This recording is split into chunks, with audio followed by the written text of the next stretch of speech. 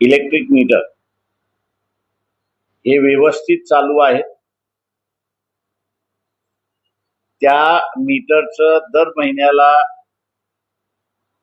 एमएसईबीचा ग्राहक भाडं भरतो.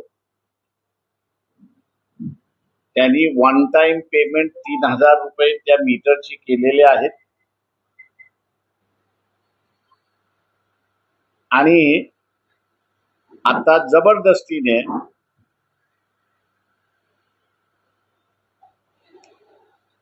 सरकारने स्मार्ट मीटर लावण्याची योजना त्या ठिकाणी आलेली आहे. हे मीटर नादुरुस्त झालेत का याचा पहिल्यांदा खुलासा केला पाहिजे. दुसरं जे आहे, हे ज्यांच्याकडून मीटर घेण्यात आलेलं आहे आणि ज्यांना हे लावण्याचं कॉन्ट्रॅक्ट देण्यात आलेलं आहे,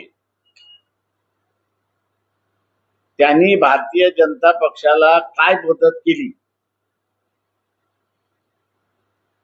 याची माहिती रवींद्र चव्हाण यांनी असणार द्यावी. दुसरं असं की आम जनतेला माझं असणारं आव्हान आहे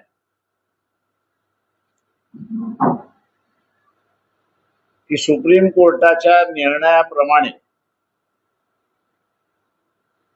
मीटर नादुरुस्त असेल तर ते बदललं पाहिजे. ते मीटर नादुरुस्त नसेल तर त्याला बदलण्याची आवश्यकता नाही. आणि तरीही मीटर बदलायचं असेल तर त्या मीटरचे जे मालक आहेत या ग्राहक आहेत त्यांचं न हरकत प्रमाणपत्र घेतलं पाहिजे.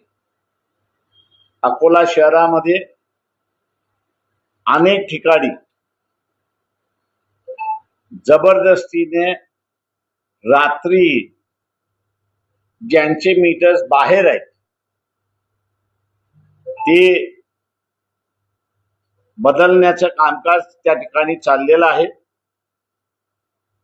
ज्यांच्या घरामध्ये त्यांची परवानगी न घेता मीटर बदललेला आहे त्यांनी पोलीस स्टेशनमध्ये कंप्लेंट करावी की माझ्या इथलं मीटर चोरीला गेलेलं आहे.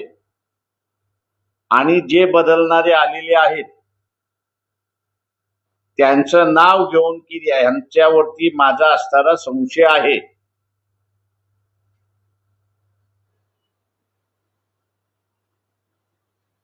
सरकार इथल्या विजेच्या ग्राहकाला मदत करणार नाही, त्याच्या मदतीला येणार नाही. विजेच्या ग्राहकाला स्वतःहूनच उभं राहावं लागेल, स्वतःहूनच लढावं लागणार आहे. पक्ष म्हणून लढण्याचे मार्ग आम्ही त्याला असताना सांगत आहोत, ते त्यांनी पाळले तर त्याच्या घरातलं मीटर हे बदलणार नाही. महाराष्ट्राचं डिस्ट्रीब्युशन आणि कलेक्शन विजेचं हे अंबानीकडे देण्याचा मार्ग त्या ठिकाणी चाललेला आहे. या स्मार्ट मीटर मध्ये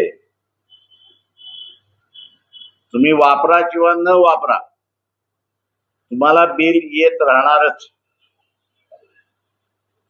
आणि त्यामध्ये 8 ते 10% जुन्या बिलापेक्षा नव्या बिलामधला फरक आपल्याला त्या ठिकाणी दिसेल. आणि म्हणून विजेच्या ग्राहकाने स्वतःला वाचवण्यासाठी स्वतःच आता पावलं उचलली पाहिजेत. पक्ष म्हणून आम्ही या प्रश्नावरती लढतो आहोत, पण आपण स्वतःहून लढायला लागलात तर त्याच्यामध्ये अधिक चांगलं भर होईल आणि हे शासन स्मार्ट मीटर थांबवेल अशी अपेक्षा आम्ही त्या ठिकाणी धरतो.